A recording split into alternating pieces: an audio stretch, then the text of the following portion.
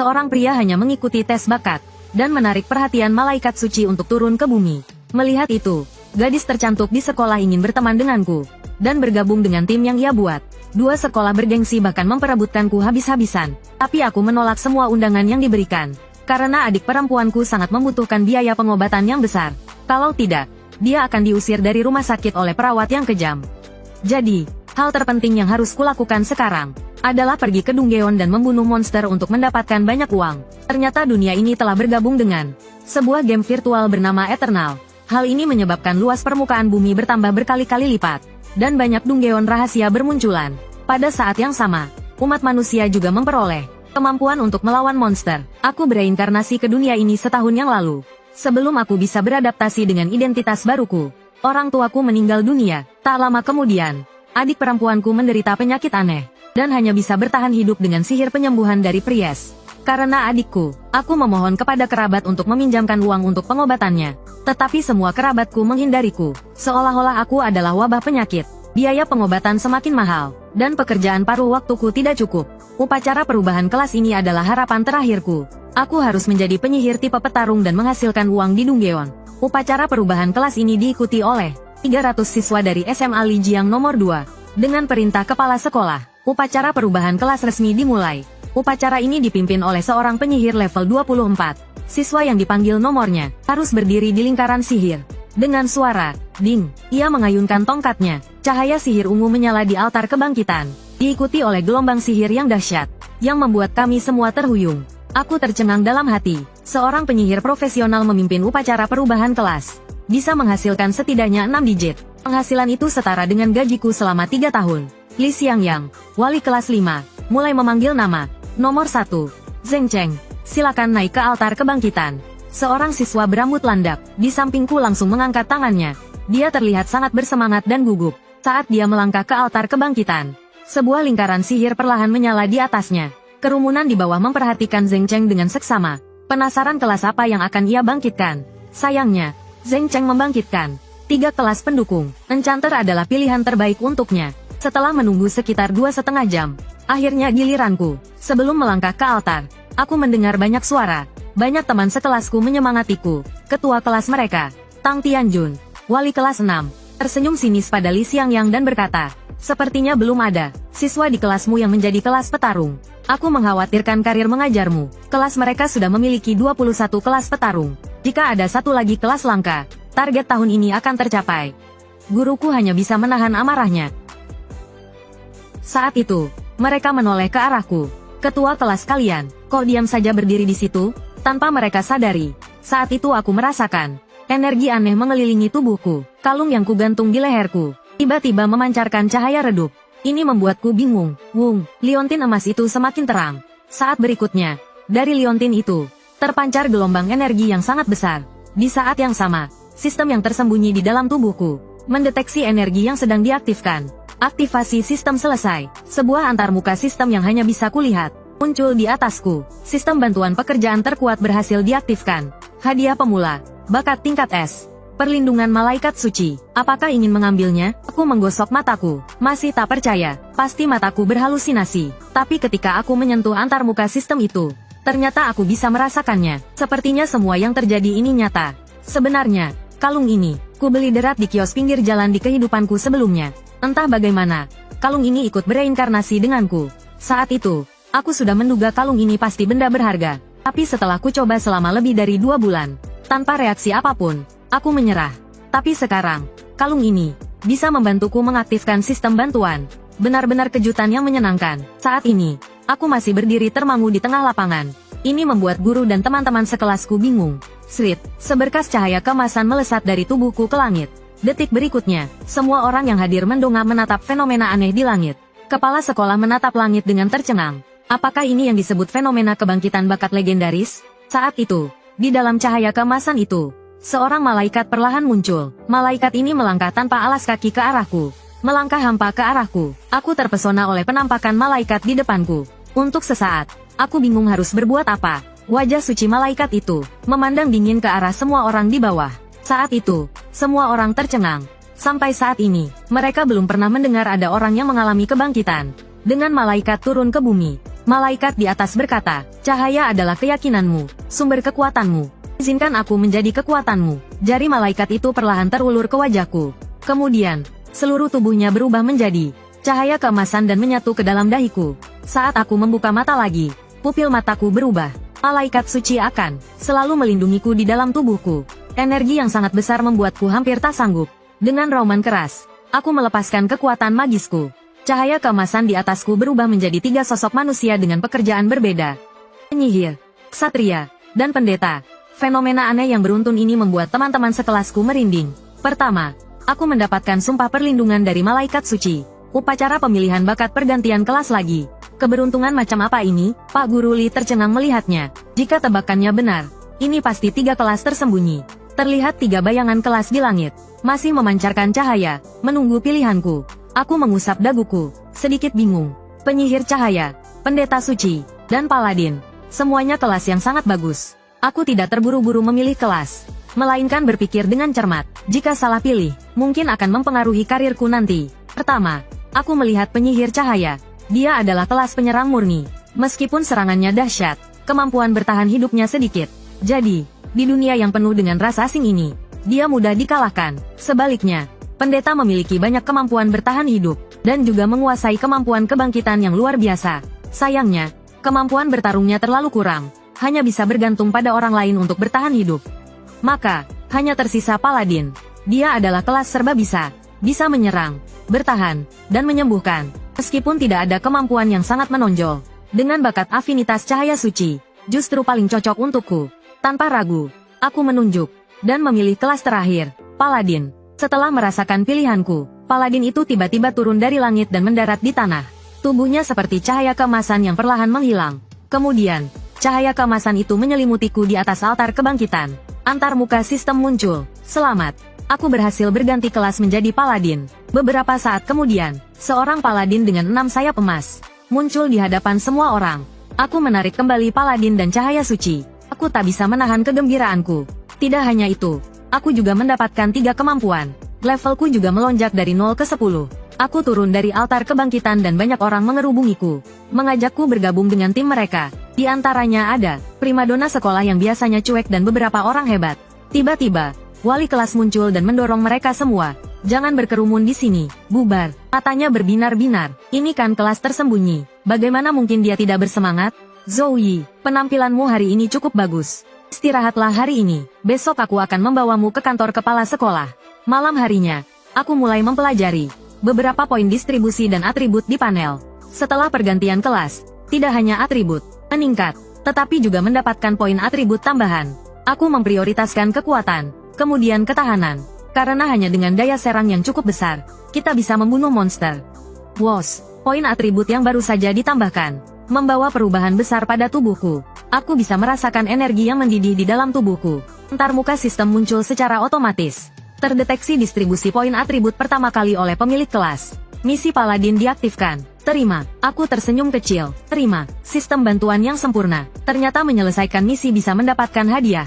Melihat hadiahnya begitu melimpah, aku langsung menerimanya. Level. Sistem sedang mencocokkan arena latihan acak yang sesuai dengan levelku. 1 detik sebelum aku memasuki arena latihan, suara sistem masih terngiang di kepalaku. Seriuslah dalam menghadapi ujian ini. Jika kau mati dalam ujian, kau akan benar-benar mati. Yang mengejutkanku, aku malah diteleportasi ke tambang yang gelap gulita. Saat aku menoleh untuk melihat sekeliling, aku tidak menyadari ada monster di belakangku. Swos, monster itu menyerang dengan cakar tajamnya. Aku mendengar bahaya di belakangku. Tanpa ragu, aku langsung mundur, dan berhasil menghindari serangan monster itu. Aku terkekeh. Baguslah kau datang. Ini pertama kalinya aku berhadapan langsung dengan monster. Aku ingin mencoba membunuhnya tanpa menggunakan skill. Kakiku menghentak tanah dengan keras. Swos, aku melompat ratusan meter ke belakang monster. Tubuhku menjadi jauh lebih lincah dari sebelumnya. Daya lompatku juga meningkat beberapa kali lipat. Monster itu kembali mengayunkan cakarnya ke arahku. Tetapi masih bisa kuhindari. Aku sekarang bisa melihat semua gerakannya dengan jelas. Monster di depanku ini bukan tandingan bagiku.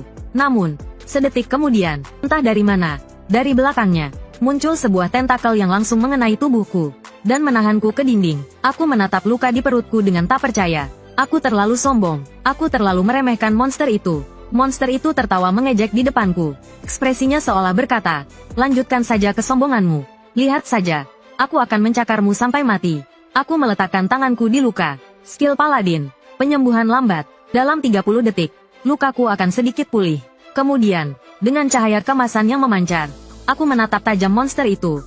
Sepertinya, bahkan monster level rendah pun tidak boleh diremehkan. Monster itu kembali menyerangku dengan cakarnya. Ia tidak ingin dibunuh balik oleh mangsanya. Tapi aku juga tidak mungkin mati di sini oleh monster ini. Aku merentangkan kedua tanganku, mempersiapkan sihir serangan berbentuk salib.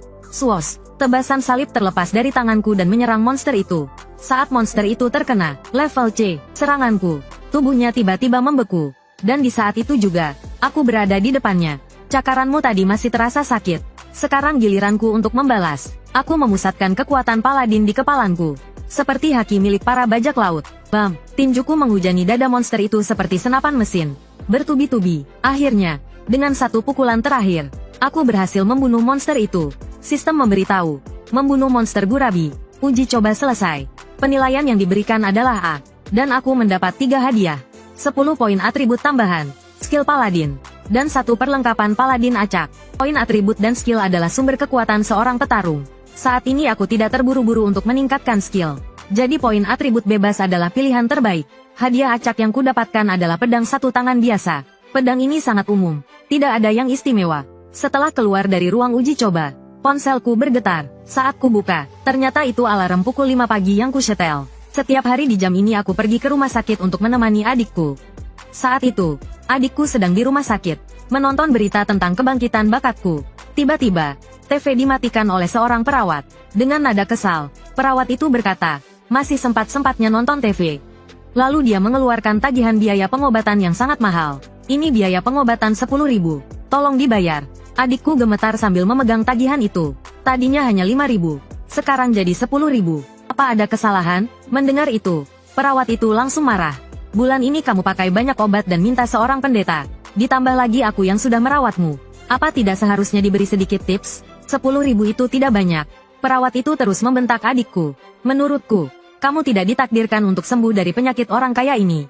Orang miskin harus tahu diri. Saat itu, seorang pria parubaya muncul di belakangnya dan memegang bahunya. Suster, kata-kata seperti itu tidak pantas diucapkan. Pria itu mengancam, jika ucapanmu ini, kusampaikan ke kantor kepala rumah sakit. Menurutmu apa kamu masih bisa bekerja di sini? Mata perawat itu berkilat. Pria ini jelas bukan orang baik-baik. Baiklah, lebih baik aku tidak memprovokasinya. Sebelum pergi, dia mengingatkan adikku untuk membayar biaya pengobatan hari ini juga. Adikku ketakutan dengan kedatangan 2 orang asing itu. Dia tidak tahu apakah mereka penagih hutang atau bukan. Namun, pria yang bicara tadi memberikan kartu namanya, dan mengaku sebagai temanku. Saat itu, aku membuka pintu kamar, dan bertanya pada adikku tentang uang 100.000 yang tiba-tiba ada di rekeningnya. Aku bertanya dari mana uang itu. Begitu masuk, aku melihat 2 pria, sedang bermain game dengan adikku. Dia Zhao Wenbin, sekretaris wali kota. Dia ingin membicarakan sesuatu denganku. Tak enak menolak orang yang bersikap baik. Kukatakan bahwa ruangan ini kurang tepat untuk bicara. Kita pindah tempat saja. Lalu Zhao Wenbin meminta anak buahnya untuk menemani adikku bermain sebentar. Sementara dia keluar bicara denganku. Kami berdua pergi ke kafe terdekat. Dia memujiku dan mengucapkan selamat atas bakat tingkat S yang kudapatkan. Penjaga malaikat suci, beralih profesi menjadi paladin. Lalu dia menjelaskan maksud kedatangannya. Wali kota sangat memperhatikan kebangkitan bakatmu. Beliau bahkan secara khusus menekan media agar tidak mengganggumu. Tawarannya pun sangat menggiurkan. Ini kunci brankas di bank kota. Di dalamnya banyak sumber daya. Silakan ambil sesukamu. Aku terdiam sejenak. Sepertinya tidak ada makan siang gratis di dunia ini. Maksud wali kota sudah jelas. Dia berharap setelah aku menjadi kuat, aku bisa membalas budi padanya. Melihatku belum merespon, dia mulai berbicara. Mulai hari ini, akan ada tim medis profesional yang melayani Nona Zhou-Yun 24 jam. Selain itu, wali kota juga telah menghubungi seorang pendeta tingkat 2 level 36. Yang akan datang khusus ke kota Lijiang sebulan lagi untuk merawat Nona Zhou-Yun. Aku tersenyum miring. Terima kasih atas perhatian wali kota. Dalam hatiku, aku berpikir, semua kelemahanku sudah kau ketahui. Ini bukan negosiasi, tapi kau sedang mencoba merekrutku. Setelah kembali ke kamar rawat, aku menceritakan semua percakapan dengan Zhao Wenbin. Kata demi kata kepada adikku. Adikku sangat gembira. Tak disangka orang yang kulihat di TV itu aku. Apakah ini saatnya keluarga Zhou kita akan sukses? Aku menjentikkan jarinya di kepalanya. Jangan memikirkan hal-hal yang tidak penting. Fokuslah untuk sembuh di sini. Tiba-tiba aku teringat 3 skill paladin. Salah satunya adalah kemampuan penyembuhan. Mungkin bisa memulihkan sedikit HP adikku. Aku meletakkan tanganku di kepala adikku. Perlahan, titik-titik cahaya muncul di telapak tanganku. Skill penyembuhan diaktifkan. Seketika, pilar cahaya penyembuhan muncul di sekitar adikku. Adikku merasa sangat nyaman, rasanya seperti berendam di air panas, dan mendapatkan pijatan seluruh tubuh. Aku tersenyum puas, meskipun tidak bisa menyembuhkan adikku sepenuhnya. Meringankan rasa sakitnya pun sudah cukup. Keesokan harinya, aku pergi bersama kepala sekolah untuk bertemu dengan guru dari 4 sekolah terbaik. Aku bertanya pada kepala sekolah universitas apa saja yang termasuk dalam 4 sekolah itu. Tak disangka, 4 universitas yang disebutkan kepala sekolah tidak termasuk 3 universitas top. Kami berjalan ke ruangan paling dalam. Belum sempat masuk, kami sudah mendengar beberapa perwakilan sekolah berdebat untuk memperebutkanku. Kepala sekolah tertawa dan membuka pintu. Jangan berdebat dulu, saya sudah membawa siswa terbaik angkatan ini. Para guru langsung diam, dan memandangku dengan penuh minat. Salah satu guru berkepala botak berkata, tanpa basa-basi lagi, biarkan saya menjelaskan penawaran dari Universitas Rongguang. Jika kamu setuju masuk ke universitas kami, kamu akan mendapatkan 2 juta yuan dan 3 buku skill eksklusif Paladin. Aku terkejut, keluarga biasa hanya berpenghasilan 6.000 yuan sebulan. Tapi Universitas Rongguang langsung menawarkan 2 juta yuan, dan buku skill eksklusif Paladin yang sulit didapatkan orang biasa. Namun, guru lain yang mendengar tawaran itu tertawa. Dengan tawaran seperti itu, berani-beraninya kalian merekrut siswa? Lalu dia melanjutkan, Zoe, jika kamu masuk ke Universitas Chuanan, kamu akan mendapatkan 3 juta yuan, dan 3 buku skill Paladin per tahun. Bahkan, kamu akan diajar langsung oleh seorang ksatria level 3 level 56. Aku belum sempat merespon, tapi kepala sekolah di sampingku terkejut. Level 56 adalah level yang mendekati puncak di planet biru. Jika dia mau menerimaku sebagai muridnya, masa depanku pasti tak terbatas. Kemudian guru ketiga berbicara, jika kamu setuju masuk ke Universitas Hancheng kami, meskipun hanya bisa memberikan 2 juta yuan, kamu akan langsung mendapatkan sumber daya kultivasi tingkat B. Kepala sekolah akhirnya tak tahan lagi, dan menyuruhku untuk segera menyetujuinya. Karena sumber daya kultivasi tingkat B tidak dapat diukur dengan uang. Selama ada harta surgawi dan sumber daya bumi, bahkan seekor babi pun bisa dibudidayakan menjadi monster buas yang kuat. Setelah guru wanita itu selesai berbicara, matanya menatap tajam. Zoe, saatnya membuat pilihan. Tapi aku memberikan jawaban yang berbeda, yaitu, aku berencana untuk menolak tawaran khusus kalian. Mendengar itu, guru wanita itu sedikit malu dan marah. Dia ingin tahu mengapa. Menghadapi pertanyaannya, jawabanku tegas dan jelas. Aku hanya ingin masuk ke 3 universitas top. Kalian sama sekali tidak memenuhi kriteriaku. 3 universitas tersebut adalah Universitas Suhang, Universitas Qingjin, dan Universitas Modu yang terkuat. Ketiga universitas ini tidak pernah menawarkan penerimaan khusus. Hanya dengan mencapai nilai yang sebenarnya seseorang bisa masuk ke universitas mereka. Mendengar kata-kataku, salah satu guru berkepala botak meledakkan auranya. Dia berkata, kupikir dia bibit unggul. Ternyata dia anak nakal yang sombong. Guru berkepala botak ini telah melihat riwayatku sebelumnya. Kekurangan selama 18 tahun dan tanpa sumber daya yang baik untuk mengisinya. Jadi kekuatannya buruk dan nilai atributnya rendah. Sama sekali tidak mungkin masuk ke 3 universitas top. Dan tekanan yang dia pancarkan hampir membuatku jatuh. Jika ini 3 hari yang lalu, aku mungkin langsung berlutut dan berkeringat dingin. Melihat itu, kepala sekolah langsung berdiri di depanku. Dia meledakkan auranya untuk melawan tekanan guru itu. 2 energi beradu. Tidak ada yang mau mengalah. Guru Zhao, apa maksudmu? Apakah kau ingin menindas muridku di wilayahku? Guru wanita itu terkejut dalam hati. Aku benar-benar bisa bertahan selama 3 tarikan napas di bawah tekanan Zhao Tianfu. Anak ini memang luar biasa. Namun, kata-kataku barusan memang membuat beberapa guru tidak senang. Lagi pula, nadaku terlalu sombong. Para guru pergi tanpa menoleh ke belakang. Karena siswa Zoe memiliki aspirasi yang tinggi. Aku tidak akan menahanmu lagi. Guru itu masih ingin membujuk mereka untuk memberi anak itu kesempatan lagi. Tapi aku berkata, kepala sekolah, tidak perlu menghentikan mereka. Tujuanku sangat jelas, yaitu 3 universitas top. Akhirnya, hanya guru perempuan ini yang tersisa di sini. Namun, dia tidak membantah kata-kata guru Zhao tadi. Karena di tempat ini, jenius sangatlah banyak. Namun, mereka yang bisa masuk ke 3 universitas terbaik sangatlah langka. Saya tersenyum dan menyuruhnya untuk tidak mencampuri urusan saya. Saya akan membuktikan kemampuan saya melalui ujian besar. Menjadi salah satu yang langka itu. Bagaimanapun, masih ada waktu lebih dari sebulan sebelum ujian besar. Dengan bantuan sistem, saya pasti bisa meningkatkan kemampuan saya ke tingkat yang luar biasa. Saat itu, 3 universitas top akan menjadi pilihan saya. Apalagi universitas-universitas biasa ini. Merasa puas di depan saya benar-benar sangat lucu. Guru perempuan itu tidak marah dengan kata-kata saya. Dia berkata bahwa semangat muda itu bagus. Namun, dia merasa saya sedikit terlalu percaya diri.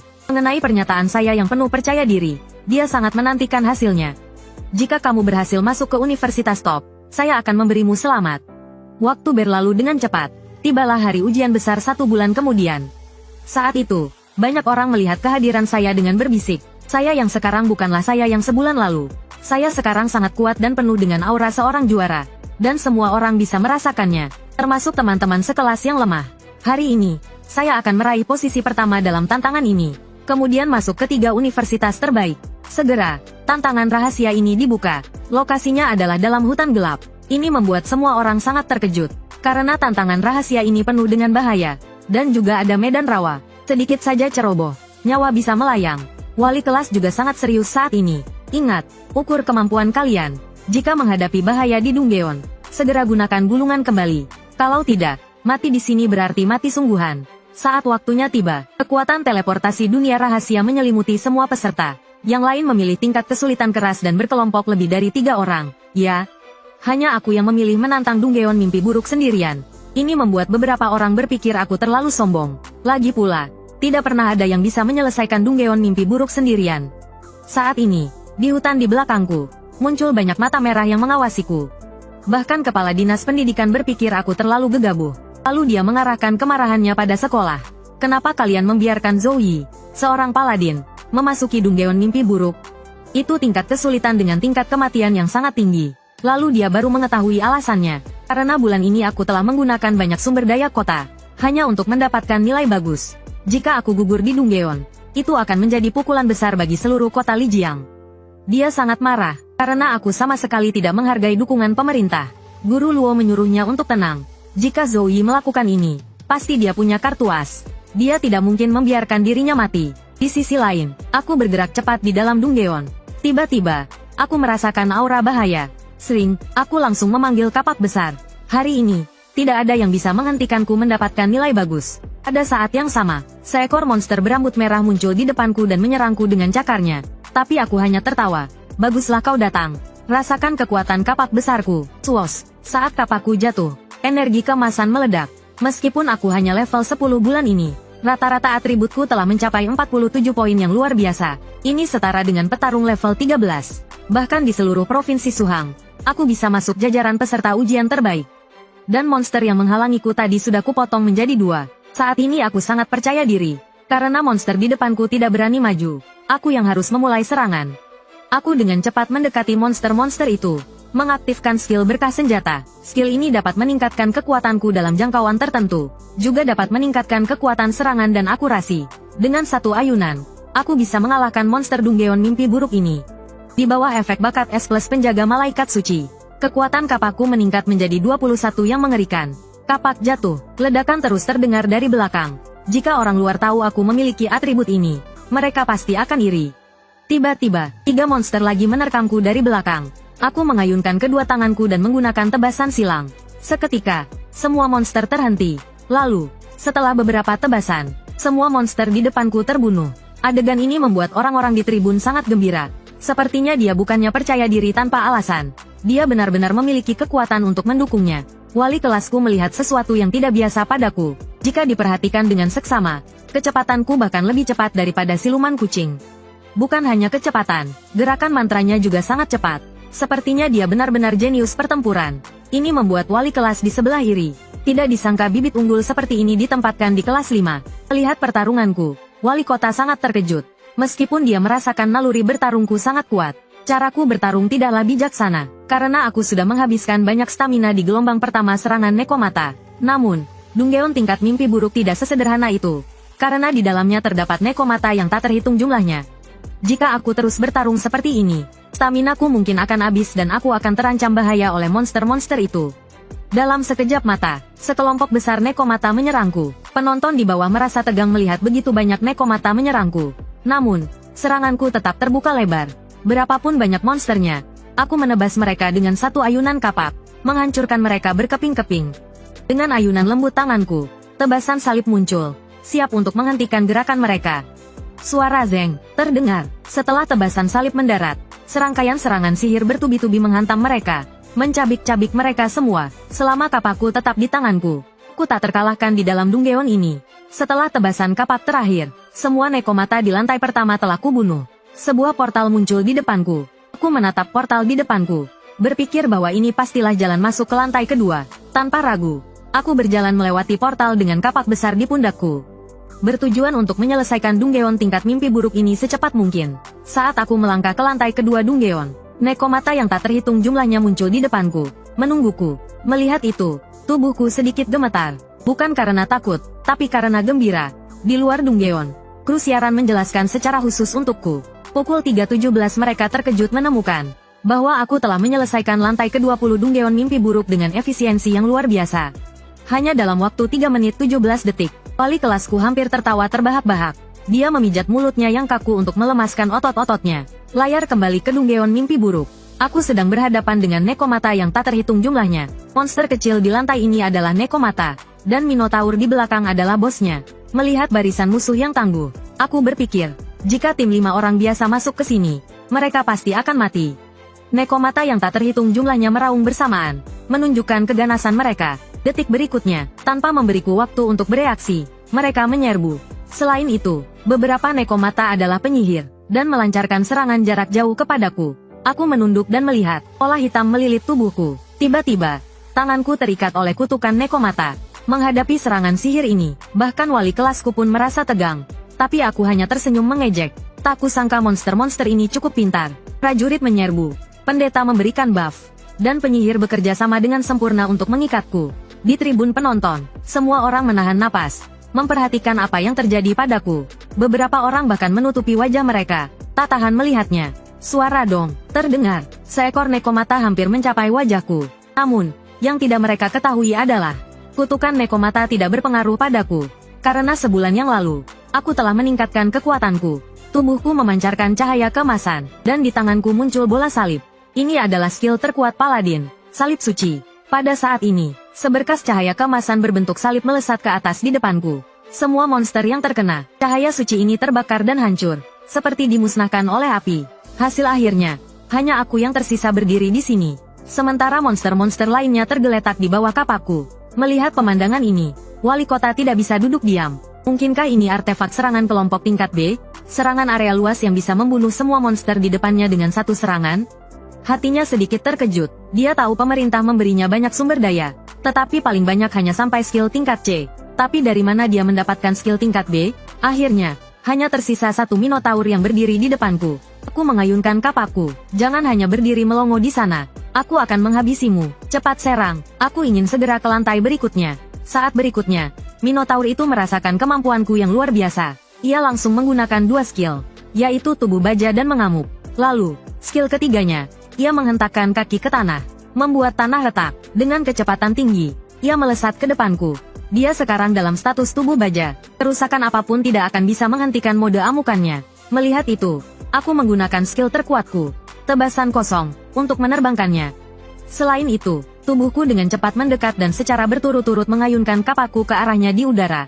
Pada saat itu, Minotaur itu merasa tubuhnya tiba-tiba membeku dan tidak bisa bergerak. Dan selanjutnya adalah giliranku untuk menyerang. Aku mengayunkan kapakku ke belakang dengan kuat. Minotaur berbadan keras. Bersiaplah untuk mati.